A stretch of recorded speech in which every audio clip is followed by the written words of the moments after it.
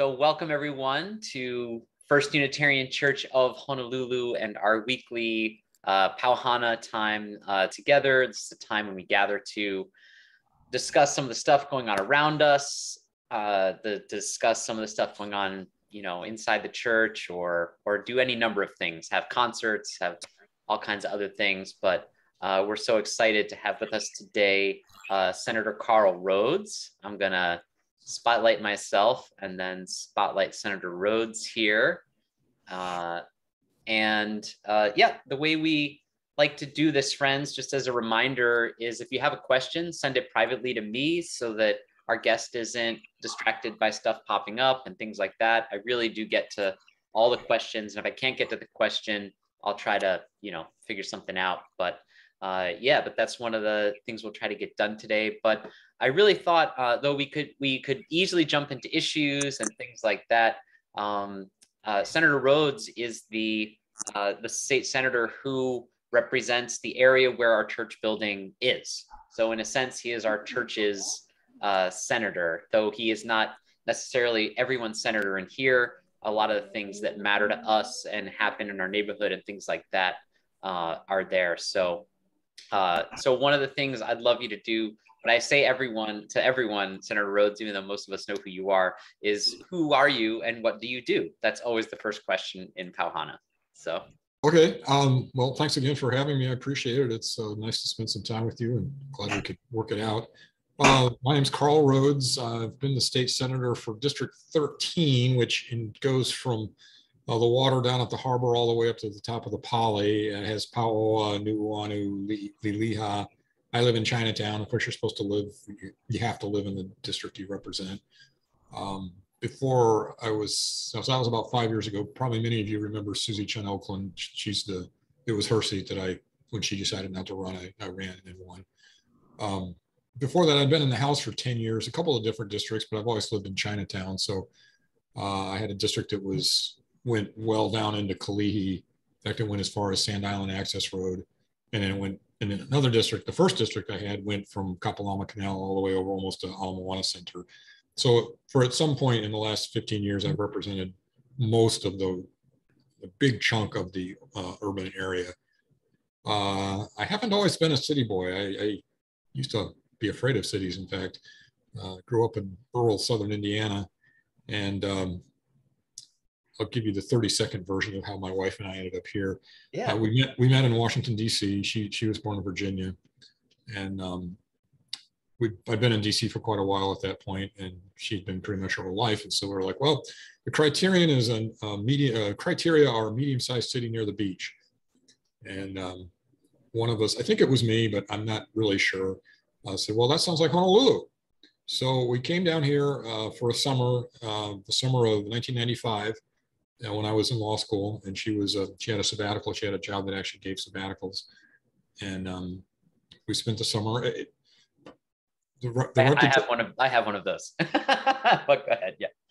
Hawaii's reputation is not particularly friendly. It's sort of not unfriendly, but just sort of clubby. So either you figure it out and you enjoy it, or you don't figure it out and you don't want to stay. Well, we seemed to figure it out, and I did work for a law firm that summer that offered me a job right out of law school, and it took my wife even less time to decide we were going to move here, but it was really the only decent offer I had. So we came in. I started working for this firm called Perkin and Soda in 1996, and then I got sick. I worked too hard, or I had underlying blood sugar issues that had not been identified, and I was actually on disability for several years. And when I sort of came out of that, they finally figured out that maybe I was diabetic at the time. I've lost quite a bit of weight, but I have blood sugar issues. And when I got off disability, Ken Hiraki, who actually doesn't live too far from your church now, decided to not run for the House seat. And I figured, well, I don't think it's going to be the here's my chance. If I'm going to do this, this is when I'm going to do it. So I won the first race just barely, 211 votes over a guy who should have cleaned my clock, but he didn't take me seriously. The Holly guy from Chinatown, it didn't really sound politically viable. If he'd worked half as hard as I had, he would have beat me. So it was just dumb luck, really, for me. And then I've gotten reelected quite a few times. So apparently I'm doing something right. Yeah. So Wonderful. That's how I got here. And yeah, so I didn't represent you guys until I was in the Senate, or I didn't represent up the hill until I was in the Senate. Okay. And what committees and subcommittees do you serve on, just so people can get a sense? So I'm chair of the Judiciary Committee, which is the second busiest committee in terms of how many bills get referred to it. I'm also on agriculture and the environment because I'm interested in well, I work on a farm, which is unusual for anybody in the legislature here. And I've always been interested in the environment. And I'm also on housing. Again, housing has been a signature issue for me through the years, and we need more affordable housing in the worst way. So I wanted to be on that committee. We don't really have subcommittees on any of those three committees. If you're on Ways and Means, there's sort of a CIP subcommittee, but subcommittees are really more of a federal thing, or other states. Yeah. Yeah. Great. Wonderful. Well, one of the things that that we wanted to talk about, one of the things that our church is really concerned with right now is the reform of the cash bail system in Hawaii. So is everything okay? Yeah, no, I was just trying to get lighting on my face so that you could actually see me, as opposed to being half in shadow and half in not, because the sun's going down. Anyway, sorry. No, I feel it. Goofing around with the lighting. Yep. Every Pau Hana, I have this sometimes that I'll forget that the sun goes down and I'm all washed out with let's do this for the next hour. We'll talk about lighting. It'll be fun. But one of the things we are concerned about at the church is many of us would like to see an end to cash bail, to be totally frank. But we know that might not be a legitimate end or a goal right now in the legislature. But can you say, we have a few other questions about this, but if you could just generally talk about what you're doing or what you see happening to reform cash bail coming up in this legislature, we could start there. So. Yeah, no, I actually, surprisingly, I almost never agree with everybody I almost always have some disagreement with any group that I meet with, but I have to say that's exactly my position on cash bail. I think we should just get rid of it entirely. I don't think or at least, maybe not entirely, but it's not at all clear to me that it actually works, especially if you're very wealthy. There's plenty of examples where if you think you're going to be in jail the rest of your life and you're going to lose $100 million, who cares about the $100 million? You're gonna take off anyway. So it just doesn't necessarily matter. There was this case recently in the building that Lieutenant Governor Green lives in, where there was an attempted murder. It was pretty lucky, really, that the woman survived. They caught him, and he got bail. And it was a horrific crime, and I just don't see how, no matter how much money you have, you should be out on bail for a gruesome attempted murder. So anyway, but the political, politics, as I'm sure you've heard the saying, politics is the art of the possible. And at this point in the Hawaii legislature, I don't think getting rid of cash bail entirely is viable, at least in the next couple of years. So the approach I've taken is to try to sort of nibble around the edges and just get something in there in place that for certain lesser offenses, that you can get rid of cash bail for that, and then show the world that, hey, this isn't a complete disaster. And then let's think about how we can expand it into other crimes.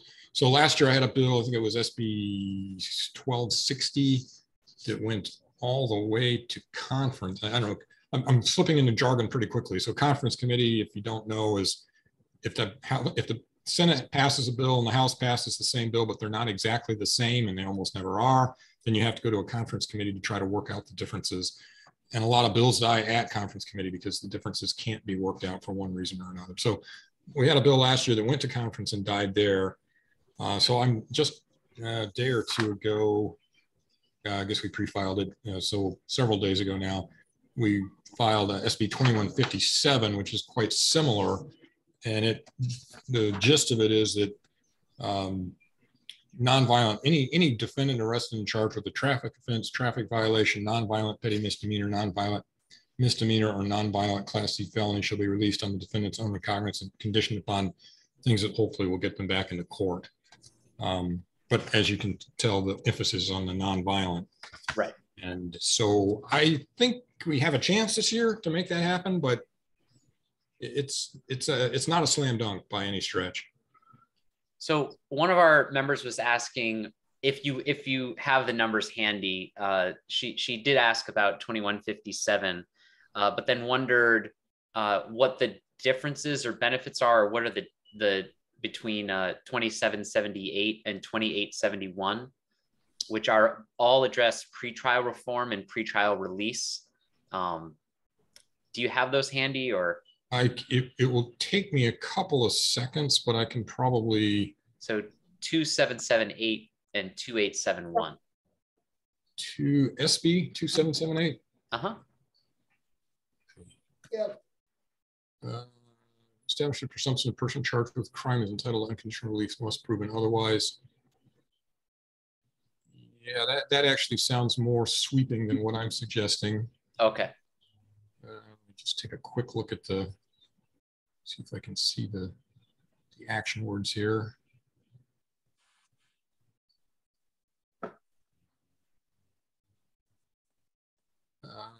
Yeah. This is just off the cuff, but that looks like it's more like what I would really like to see, but I have my doubts about whether it's going to happen. What was the other one? Let's be 2871. 2871. Let's see. Establish presumption the person charged with crime is entitled. That's very similar. It looks like. Okay. To the other one, the one I just looked at. So those are probably broader. You're in more of the realm of the possible. Something you think is more likely, the 2157. Yes, it is a judgment call, and you never know. Let's see. Yeah. Yeah, I think this is a broader one. Yeah. Okay. Great. Well, the same person also wanted to thank you for supporting 2018, which would increase the minimum wage to something resembling a living wage in the state of Hawaii. We will get to that as one of the things I want to talk about. Also, for those of you listening, Nate Hicks will be with us next Tuesday to talk about what we can do about living wage and Raise Up Hawaii and Living Wage Hawaii, and some other of his friends too. So thank you for supporting that. But there was another question. Someone was, this idea of like going into committee and then something dying. I had the same kind of impulse. Is there something that can be, I assume there's much that's done already in kind of with your colleagues in the House to try to have something similar going forward, or some sort of plan? And if not, is there anything we can do, or is there anything that can be done to have a more reconcilable bill process, or is the committee just something that happens? Like what's... The answer to the first question is sometimes there's coordination between the House and Senate beforehand, and I would say probably more often there's not. Okay. But it's not unusual to have coordination. It just depends on who the chairs are, depends on what the issue is. I don't, the fact that something died in conference last year, I don't know how much cooperation. See, well, the interesting thing for those two broader bills, I didn't notice whether they had a companion. Let's see, maybe I can figure it No, out. the only companion bill is the House bill that's similar to yours. Yeah. So, Thanks, Carolyn. but even that one, there are some significant differences, is my understanding. I think Representative Scott Matioshi has a bill that's something like mine. But so anyway, but the second part of the question is actually the more important one, and that's what we can do about it. Yeah. So what you can do is figure out which one of the bills that you like the best, and if you want to swing for the fences, I have, I'm not objecting to that, because it actually helps my bill, because it sort of lifts all boats in terms of the legislative process. But once you've decided which one you want to support, then you look at whoever it's referred to, and my bill's referred to Public Safety Committee, and then in my own committee, JDC, Judiciary Committee. So there's two steps to it, as most of you are probably aware. You got to get the committee chair to hear it, which is really almost entirely in his or her prerogative, and then they got to pass it out, and that's not quite as much in the chair's prerogative. your committee does actually have to go along with whatever you're recommending. So, but that's how you focus it. So, and you can track more than one bill at a time, of course, but in fact, there's a way to track them on our website. You can just sign up to track specific bills and they'll pop up whatever the latest information is. So you don't, it's easy to miss the hearings, because on the House in particular, you only have to have 48 hours. If they, if they put out the hearing notice on Friday afternoon at 5 o'clock and they've got a Tuesday hearing, that's easy to miss. So those tracking things are useful. Then, so once they have a hearing, then everybody can show up and testify, or at least send in written testimony. And I think you said in your email that you had a group of about 120 people. Well, that's if 120 people testified on a bill, especially if they weren't just all exactly the same testimony. Right. I mean, duplication is fine. That's better than nothing. But if you actually have individual writing for each person, that's even better. And one of the silver linings of the pandemic is that it's actually quite a lot easier to testify in person than it used to be, because you can, if you have the technical capability to do what we're doing right now, you don't have to go down and wait in a committee room for 2 hours waiting for your 2 minutes of testimony to come up. If you're working, it's still a problem, because it's going to be hard to, you don't ever really know when your name's going to come up. But if you can be at home and just monitor it and then jump in when the time comes, especially for Neighbor Island guys, I mean, I realize you guys aren't Neighbor Island, but in some ways it's quite a lot easier to testify than it used to be. Some of our members are on native islands, Neighbor Islands. Yeah, we've expanded a bit. So yeah. I'm gonna take a pause in the questions that I asked to be texted. Not all of our attendees are texters. They communicate in different ways. Ramona, did you have a question you wanted to ask? No?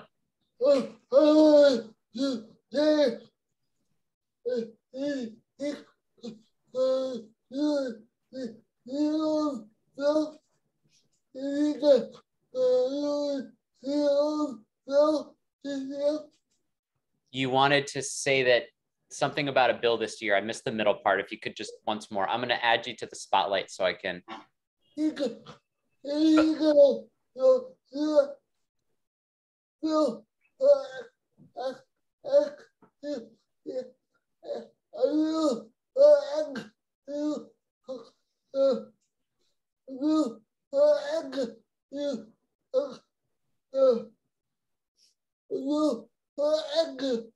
bill for agriculture, the bill for it, as Senator Rhoads, are you sponsoring a bill for agriculture this year, or? A lot of bills. I'm on the Agriculture and Environment Committee. But...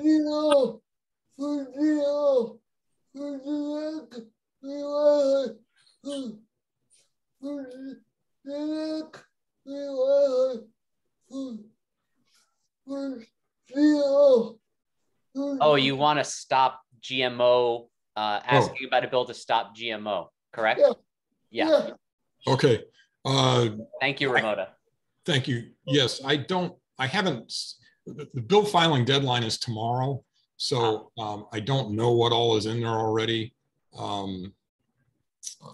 I'm certainly GMO skeptical. I'm not sure it depends on what it is. I mean, there are certain GMOs that have, I think, done good things, like the papaya, the modifications, the genetic modifications we made to papaya so that they weren't susceptible to a disease that I can't remember. Anyway, but I think you need to be really careful with them. And I think the Europeans have been much more, have implicated the precautionary principle a lot more than we have. Basically, they say you got to prove that it's okay before you move ahead, whereas the Americans have tended to say, we're going to move ahead and see if it's okay.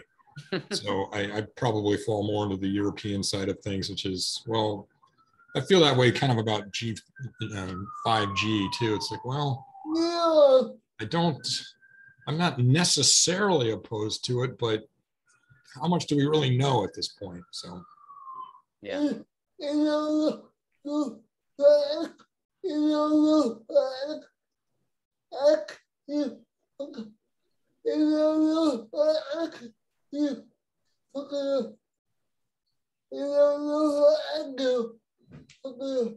Did you say aloha and thank you? Yeah. Okay.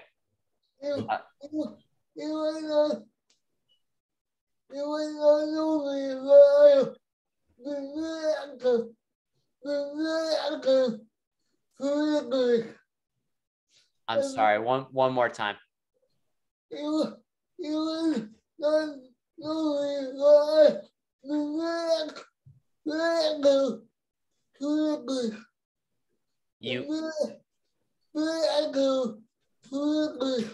It would be something politically. It wouldn't be smart politically or accurate.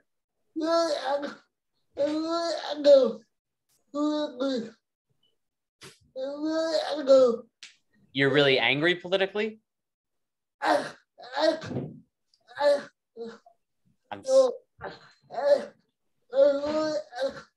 Active. You're really active politically. Yeah. Got it. Thank you. Yes, I've seen you at many hearings before. You've tangled before. That is good. Thank you so much, Ramona. I have another question about presenting a bill. Oh, I think Nancy sent it to everyone. Presenting a bill on carbon cashback. Do you think it has a good opportunity to pass this year? And what support do you have among other legislators? That's it's really hard to tell on this one. The report that Uhiro did that came out last April, I want to say, confirmed what most of us knew already, which was it will work. It will work even if you give all the money back in refunds, because people will still try to avoid spending money on items that cost more than they used to. So that was an important affirmation. There are people in the Senate who have just come right out and said they're opposed to it. There are others, Senator Gabbard in particular has been quite supportive. I think Chris, there's also a pretty strong group that will vote for it and is in favor of moving it forward. The House, I think it's kind of the same. It's kind of a mixed bag. So if I had to guess, I would say no, but I don't think it's crazy outside of the realm of possibility like it was maybe 4 years ago. It was hard to sell it. It didn't have a simple, like, I remember looking for a pitch for it like about 2 years ago with Faith Action. We were kind of brainstorming, like, how do we pitch it to people but it worked. I mean, it took some years, but people finally kind of understood what it was. So. Yeah, so I did work with I think it's an environmental committee with Faith Action to put this one together. It's actually pretty similar to one that I introduced before, but they had a stronger emphasis on giving the money back, and with the support of the actually both the tax commission has been looking at it too, which is really interesting because the tax commission is sort of viewed as this they're very mainstream, small c conservative. You're an insider if you're on the tax commission, and they seem to think it's a good idea too, from what I can tell. So, we might just pull it off. Okay. I don't know. All right. Great. I do want to take some time and shift a little to the minimum wage. Sure. Yeah, absolutely. It's one of the things we're also concerned about here, or I am. I hope other people are. I know I am. And so I see it seems to have more traction this year than I've seen in a while. And what are the prospects? What are you thinking on the bill right now? I think this is one that's about a 95% probability of passing, maybe a little higher than that. The thing that there's a lot of pressure is built up. We haven't raised it in a while. The Senate, I was chair of labor and public employment in the House for 4 years, and I introduced several minimum wage bills, and I've introduced them again on this side. But there's a lot of pressure on us right now to raise the minimum wage, and I think that will result in it going up. The only caveat in my mind is how quickly, because every year that it stays the same, if there's any inflation at all, it actually reduces in real spending power value. So unfortunately, we have a little more inflation than we've had in a while, which means the minimum wage is getting smaller faster than it usually does. But I would say there's a very high probability that it will go, especially if groups like yours are testifying on its behalf. Actually, the Senate version moved out of committee yesterday, so it was the first hearing of the year. So I think that indicates the priority that Senate leadership puts on it. Okay. Yeah, we actually got I'll just let people know real quick. Let's see, I got this from Raise Up Hawaii. Ways and Means is going to look at it on testimony is due on Wednesday. So tomorrow, 10:45. So because they're meeting on Thursday at 10:45. So if you want to weigh in for Ways and Means, send me an email and I will send you information about how to weigh in on the minimum wage on that bill. So what's that, Ramona?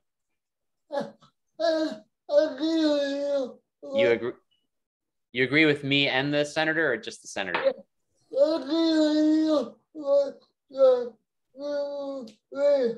Good. Yeah, I think it's about time. I mean, there's a minimum wage and then there's a living wage. I mean, there's a few things we could talk about here, and we're getting some other questions, but there has been a tendency, like in the tax on the REITs that Faith Action really tried to get done, and then the senator just didn't sign it, and it didn't get done.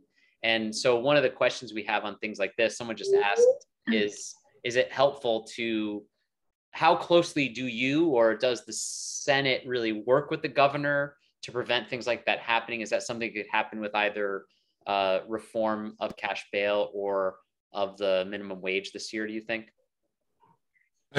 On minimum wage, I don't think he'll veto it. In fact, I think he's already said that he supports it. Bail reform, he vetoed civil asset forfeiture a couple of years ago. And that's sort of in the same category of judicial law enforcement reform. So I don't know. He listens to his AG quite a lot, and the AGs have been opposed to quite a lot of it, or they were definitely opposed to civil asset forfeiture, getting rid of civil asset forfeiture. This bill on bail reform, I mean, I think they're probably, it's hard to tell. I wouldn't, it's not outside the realm of possibility that he would veto it, but the relationship between the governor and the legislature is not all that great, which is a little ironic considering that he spent, 26 years in the legislature or something like that. But yeah, there's been some friction. Yeah. Okay. One of the things on the living wage that I was reading today, and also it's in this bill, because it's asking, I know that the bill that's going before Ways and Means tomorrow, welcome to Wonk Central, everyone, by the way, but that's going tomorrow. The Raise Up Hawaii is asking for an amendment to the bill to eliminate the tip credit.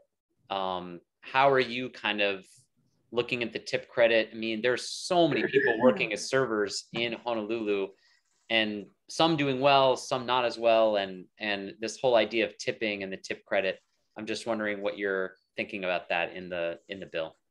Yeah, so no, I'm in favor of getting rid of the tip credit. I've always viewed it as a private exchange between the server and the patron, and the restaurant or the bar doesn't really have anything to do with it. Having said that, I would vote for a bill that had a tip credit in it if it's nothing and if the bill was going to die because we want to take the tip credit out, I would vote to move it even with the tip credit in. Although the tip credit, of course, is subject to inflation too, and the longer it stays the same amount, the smaller and smaller it gets.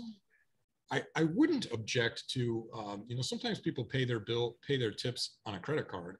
I wouldn't object to the employer saying, hey, you know what, this costs, I don't get, you know, if your tip was $10, I don't get $10.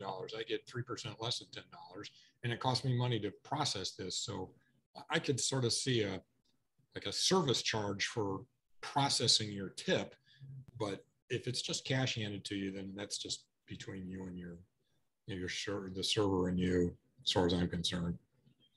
Okay. All right. Yeah, it's an interesting thing. I know a lot of people face here, just in a higher probably density than a lot of other places around the country. So another question, did you get our postcards? Wait, well, I did remember getting some postcards about cash bail. Cash bail. Yeah. Did you get my responses? I think so. Did anyone else get responses? I got one from another postcard I sent, but and Nancy got one. That's good. Okay. Do you think postcard campaigns are like that make a difference? Are they, and maybe compare them with testimony, like compared to sending postcards versus like signing up to give testimony? What works, or is it just a la carte? Like some people these work, some people testimony works. Like what would you say from an effectiveness scale, rate postcards and testimony, if you don't mind? Sure. No, but I think you raise a very good point.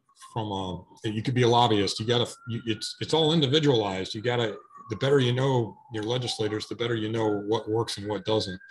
I would say, as a general rule, live, Zoom in testimony works better than, well, to do the Zoom in, you have to submit written testimony, right? But showing up, sitting around waiting for your 2 minutes to testify in your living room in person shows a level of commitment that legislators, I think, and I don't think this is actually all that, in some cases, it's not really a very good practice, but my experience has been that most legislators are impressed by passion. The passionate minority has more influence than the lukewarm but supportive or opposing majority. I have tended to sort of go the other direction, and I think it's like gun control, gun protection legislation. I'm pretty sure that 60 or 65% of the state agrees with me on that sort of stuff, but the vocal minority there is, the National Rifle Association and people like that, and they are very well organized, and they've taken a lot of losses at the legislature in the last few years, but they've also had some pretty good wins just because they're so well organized. Yeah. So I would say, it shows passion and commitment if you show up in person and wait around and get your 2 minutes in. Sending a letter is still, if I don't know how many of you remember the carnival atmosphere at the same-sex marriage hearings that went on for 50 hours in the House. Yeah. That was the biggest turnout for any bill I'd ever seen and probably ever will see. But it was still only like 5,000 people out of a population of 1.4 million. So, or maybe it was 1.3 million back then. It's still a really small minority of people who are engaged. And on most issues, it's a tiny minority of people who are engaged. And those people do have disproportionate influence on the process. Yeah. I remember. Oh, go ahead. Well, I say the cards work too. It all helps. So it's just a matter of how much time you have to spend on it. So for me, I kind of thought, so like I sent the cards, but then since I took all that time doing the cards, I now have right next to my computer the checklist of right here of who I sent them to. So now I can go and see how they're behaving I also have my late registration. I'm now seeing that I need to pay.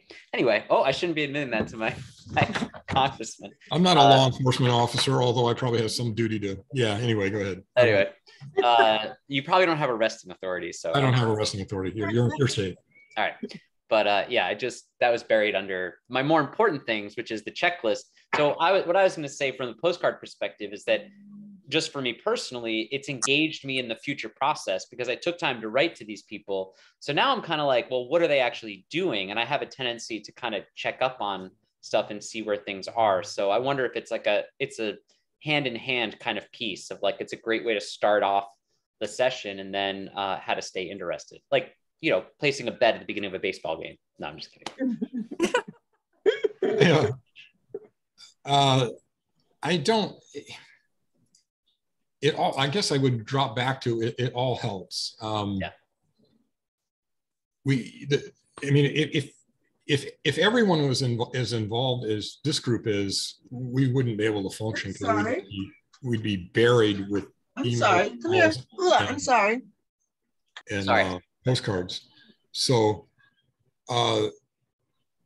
you know, I mean, the other aspect that legislators in particular don't like to talk about, but as I've gotten old and I guess more jaded to these sorts of things, the other thing to think about is the campaign finance side of stuff. It's expensive. It's expensive to run races, and you know, a good legislature will ignore his big donors, but there's risk there, and we don't like to take a risk, political risk, if we don't have to. So, you know, it's something to think about. But bear in mind that usually the way so this always makes it sound like I'm asking for money. I'm not. It's fine. I have plenty of money, but usually, and we're asking for money. No, I'm kidding. And you're asking for money too, right? So everybody's asking for money. If you've got plenty of money, then we're asking for money. Okay. It's usually the money follows the position and not vice versa. So every once in a while, you'll come across a truly corrupt politician who you can just buy the position. But most of us in the state legislature, maybe all of us at this point, you know, maybe I'm thinking of past times, but you don't really want to buy votes, but usually you can't anyway. So what you can do is protect the people that are on your side, and reinforce in that person's mind that you guys are a political player, and that if they go against you for some reason, there will be a price to pay. And I'm not talking, you know, the max amount you can give to a senator is $4,000 per cycle. Even if most people don't give anything. So if you give $100, you're a big donor, and you can do effective organizing around that too, if the group is inclined. Yeah, that's exactly what we're going to work it right into our budget next year, and see what the IRS has to say about it. I know you're talking about individual donations. I know. Yeah, no, the 501c3s are not allowed to give at all, I don't think. No. They can lobby. Some tiny percentage of their budget can be used for lobbying, but not it's actually, I think it's 10%. I think it's more than 10? That's like the 10 now. Yeah. I'm not positive, but that's, yeah, I was thinking it was less, but you might be right. I haven't looked at it in a long time. Yeah. Well, good. You know, it does, I mean, it does make me kind of wonder, because one of the reasons I like you, among others, is sponsoring the lowering the voting age to 16 on state issues. In that hearing, it just, to me, makes a lot of sense, for various reasons that I expressed in a number of hearings. But when you started talking about campaign finance, it made me kind of wonder, like, you represent, I would say, more what I would see as liberal positions that we've talked about today, or more progressive positions, I think is probably a better. I personally like the word liberal because I feel like the Republicans stole it from us. It used to be a perfectly good term, and they took it away and made it sound like a pejorative. So I still call myself a liberal. Yeah. Yes, and we open our service often saying we are a liberal religious tradition, and we also, if you want to talk about, you know, groups of people stealing great words, you're talking to the right group here, a liberal church who took all of our good words away. So I do a lot of work trying to reclaim those. But no, it does raise the question. Like, I've always thought that people who are on more conservative leaning stances do better in a sense with campaign finance and things like that, because there are certain kinds of companies and interests that have a lot more money. And I'm just wondering, the positions you take, has that ever caused you political problems financially? It sounds like not. And maybe that's just the way of Hawaii, but it probably has, right? No, it has. I won't take tobacco money, and they've offered over and over again. I'm from a Seventh-day Adventist background, and tobacco, very strong on that. I don't know how much you know about Adventism, but it's union of body, mind, and spirit. So if your body is not functioning correctly, then it affects all the rest of your life, which I don't think that's original with Adventists, but so they're very strong on health, and that's why you have, Castle Adventist Hospital. We have a whole system of hospitals all across the country and all around the world. So I grew up on a very steady diet of, don't smoke. It's terrible for you. Well, it is, until COVID came along. Up until, like, I don't know, more people die every year from cigarette smoke than from all of World War II, Americans in World War II. And that's a huge number of people. So I'm sorry, I'm kind of went off on a tangent on this one. Has it hurt me financially? Yeah, occasionally it does. There was a couple. I won't take tobacco money, and it's been offered more than once. And I did give back money to somebody who had been ethically. He got a campaign spending commission fine of $50,000, which was the biggest fine ever levied against anybody at the CSC. I think that still stands. I think it's still the record. And this was like 10 years ago. And I gave him his money back because I was like, I don't really want to be involved with that. No, most of my money comes from, I'm an attorney, and comes from trial lawyers who tend to be plaintiffs' attorneys, which tend to be quite liberal. And they, you may not like the way they do it, but they do fight for the underdog. If one of and that's one of the bastions of democratic giving is trial lawyers. And I get a lot of money from labor because I'm a pro-labor guy, and my grandfather on my mom's side worked for the United Auto Workers for 49 years, and the Schlunk family is in the middle class because he was a union guy. So yeah, I think you got to have that balance, and not that all unions are always good and they get taken over by bad people sometimes too, but you got to have a balance against big business. So what I'm hearing is this kind of, sorry to go into pastor mode, but this living out of your values. Do you feel like you're in this position because you get to live out your values in such a real practical way? Or is it more that you're finding the ways to live out your values because this is the job you're doing? Does that make sense? Were you attracted to it because you get to have principles and stand by them? Or is it more while you're doing it, you kind of also get to do that? Does that make sense? Yeah, no, the question makes sense. I mean, I've always thought politics was interesting when I was a little kid. I had a teacher, like a 5th grade teacher, who encouraged me in it, even though Adventists tend to not be very political, at least white Adventists. So black Adventists tend to be more political. But anyway, so I think this is kind of a long way of answering the question, I suppose, but I think you have to have a certain flexibility of mind and be able to, and you have to realize that sometimes half a loaf is better than nothing. And even if it's not pure, you still would prefer to have that rather than just getting blanked. But yeah, it is a way.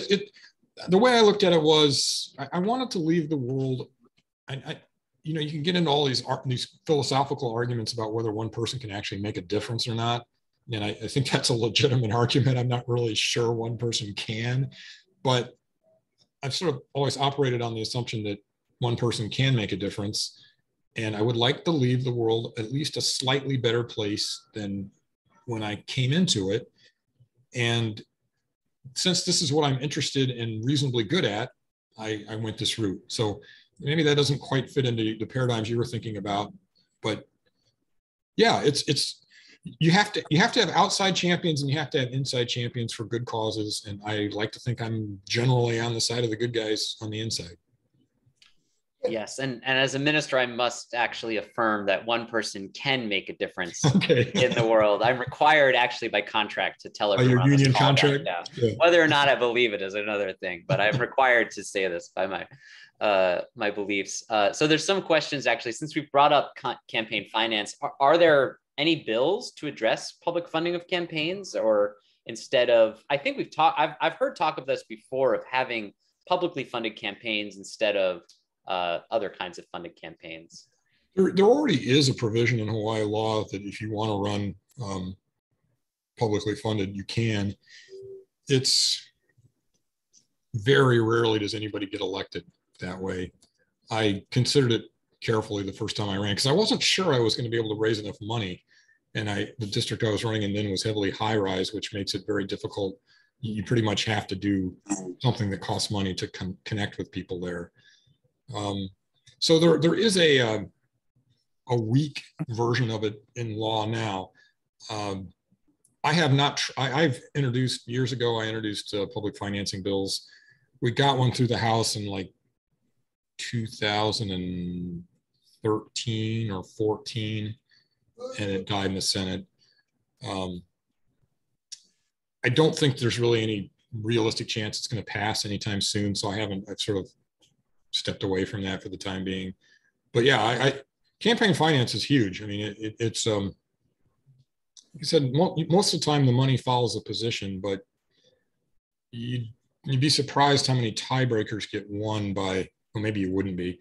A lot of tiebreakers get won by the person who gave the most money. And that's an unfortunate reality, but a realistic assessment, I think. Yeah, I'm pretty cynical. So yeah, it wouldn't surprise. No, I'm just kidding. But no, I watched a lot of West Wing, so I know how it works. Well, that's a whole nother level of craziness. No, but another question that we had was about the jail that is being built, and someone's asking if you favor a pause or a redirect on the jail as part of, or on the commission, the oversight commission, the Correctional System Oversight Commission. I'm very skeptical of the public-private partnership. I think the track record on them isn't very good, and they end up costing the state or the jurisdiction more money than you would have if you just borrowed it yourself. I mean, the government can borrow money pretty cheaply. I'm actually, I don't know, you guys know Bob Merce, who's been active? Yes. Yeah, okay. So I've been in contact with him recently, and we have a letter ready to go from me and Clarence Nishihara, who's chair of the Public Safety Committee, which is really the one that has jurisdiction over jails and prisons, and basically raising a bunch of questions about the P3. I don't know. It's hard for me to judge how far along that really is. There's not.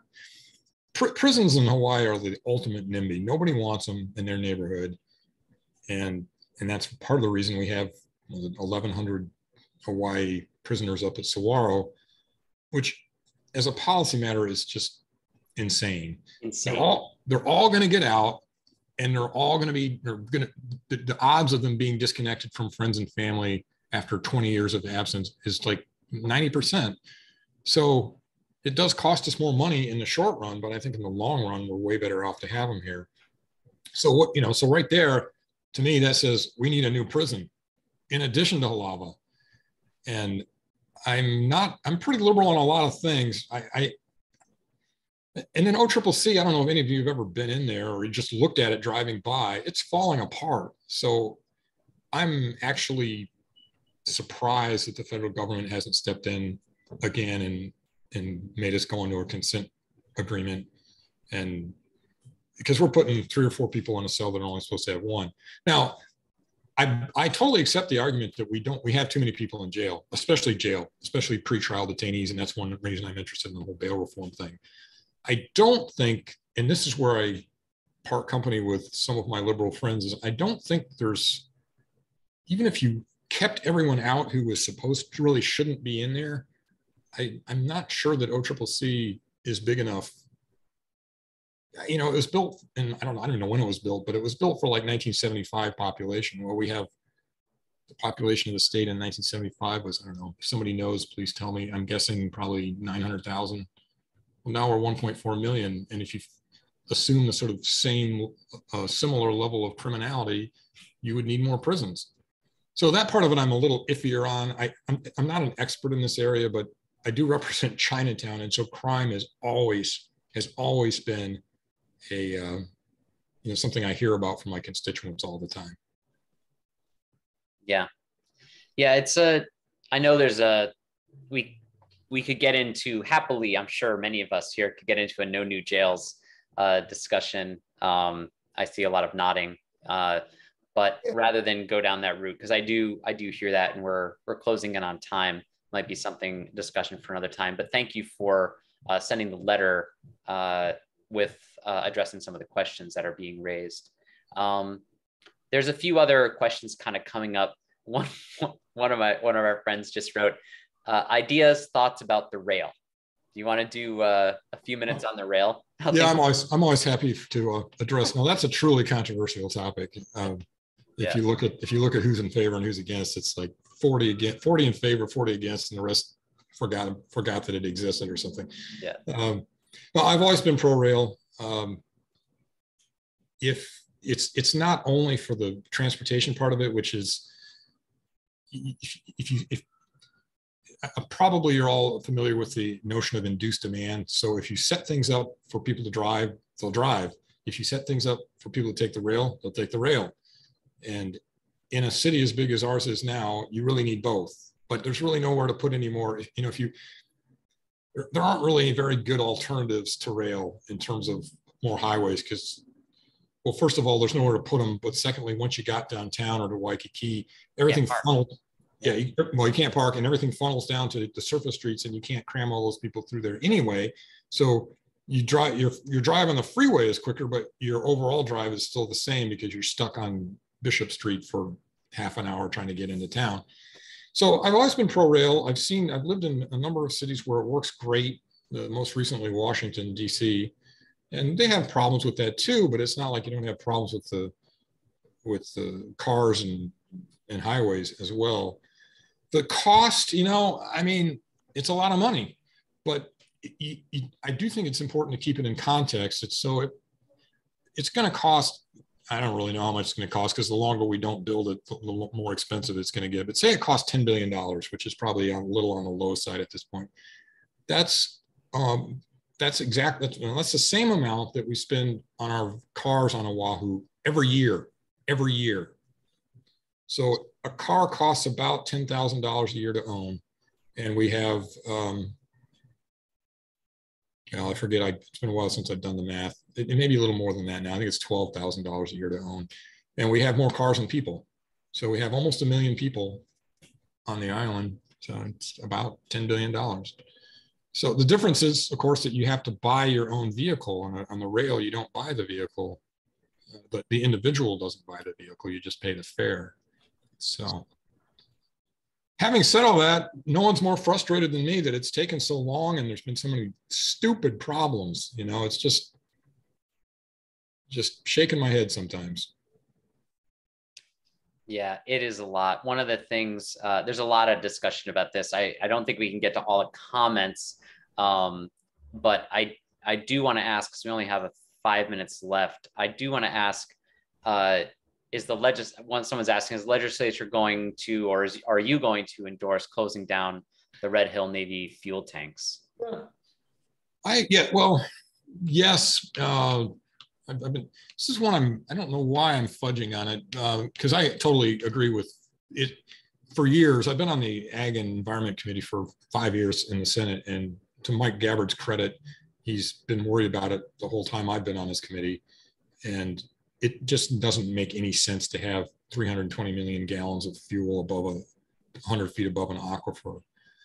And so I totally think that they should drain them as quickly as possible. I suppose theoretically there might be some technical fix where I would be like, okay, go ahead and build them back there. I don't think so. So I don't know. I'm usually more unequivocal about these things, but I would say that I put it this way. I can't think of anything that they could possibly do that would change my mind that they should just be shut down. It's just too dangerous. It's too even if the percentage chances they think the Navy thinks, it's not really the Navy anymore, it's the Defense Department, that if the DOD thinks the catastrophic scenarios could happen, even if those are correct, if that happens, there's no remediation. It's just a enormous catastrophe. I mean, this was a catastrophe with 93,000 people moving out of their homes. And that wasn't even a big spill. Yeah. You know, that was like 1/1,000th of 1% of the total amount of fuel that's there. So I'm sort of probably foolishly politically leaving open the possibility that there's some technical fix, but I really don't think there is. Thanks, Ramota. Yeah, I think a lot of us agree. There's some other questions about the light rail. Some people said they were initially excited, but then kind of depressed by the route that it goes, which isn't great, and the cost of high-end development that's already starting along the route, which is going to be what's going to happen. But yeah. Yeah, I agree with that. I thought they should have made it shorter, and I thought they should have run it farther away from the water in Chinatown, because like the building I live in Chinatown is perfect for rail commuters. You know, if you put the stop right outside our door, you need density. You gotta have density to make rail work. And so the politics of it were that most of the political support was from the West Side, because those are the guys who sit in traffic for 2 hours a day, right? So Mufi felt like he needed to run it way out west, and to do that, you had to cut the corner at the harbor, and you kind of went downhill from there. I couldn't agree more on that aspect of it. So you've been so good at a lightning round, Senator Rhoads. I'm gonna do one more in the lightning round. Okay, lightning round. Okay. Yeah, this is it. Just one more. But someone asked, what do you think about the defund the police idea, and funding more social services and wraparound services to serve offenders or other folks? Where is this? I realize it's a loaded question, but yeah, where are you on this? All right, that's what I get paid for, is to answer loaded questions. Well, I don't think we should defund the police. I think, in fact, in Honolulu, they're down by like 275 officers right now, and you can tell it. They're stretched thin. Having said that, I think we should spend way more money on. In fact, this has been one of my signature issues. Really, is mental health treatment for the homeless, because there are people out there who they're just going to die on the street because they're seriously mentally ill. They don't know what they're doing, and we've passed a number of bills that make it easier to help them, and it's one of those rare situations in politics where you can have it both ways. Having those people off the street is good for them, and it's good for the businesses, it's good for the neighbors. It's just all good. But at the real fundamental level, if the roles are reversed, please don't leave me lying out there. You know, it doesn't have to be that way. So I think instead of defunding the police, we should up fund significantly mental health. There's a lot of things that the police don't need to go to. They're not trained to go to it. They don't like going to those kind of things, and they're not very good at it. It comes right down to it. So things are already moving in that direction. There are non-police responses to emergencies if it's somebody in a mental health meltdown. That's already begun, and we need more stabilization beds, and I have a bill for that this year. There's a whole bunch of mental health bills this year. So, but that I would say don't defund the police, just fund other stuff that they don't really deal with very well more. Thank you, Senator Rhoads. It is 7 o'clock. It's the magic hour. One of our covenants of right relations we have here at the church is to start and end meetings on time. So Senator Rhoads, thank you so much for being here with us and for answering all of these questions. It was a real delight. Thank you. Thank you so much. Thanks for having me. I look forward to doing it again sometime, hopefully in person. All right. That sounds great. We'll do that. Thanks again. Aloha. Take care.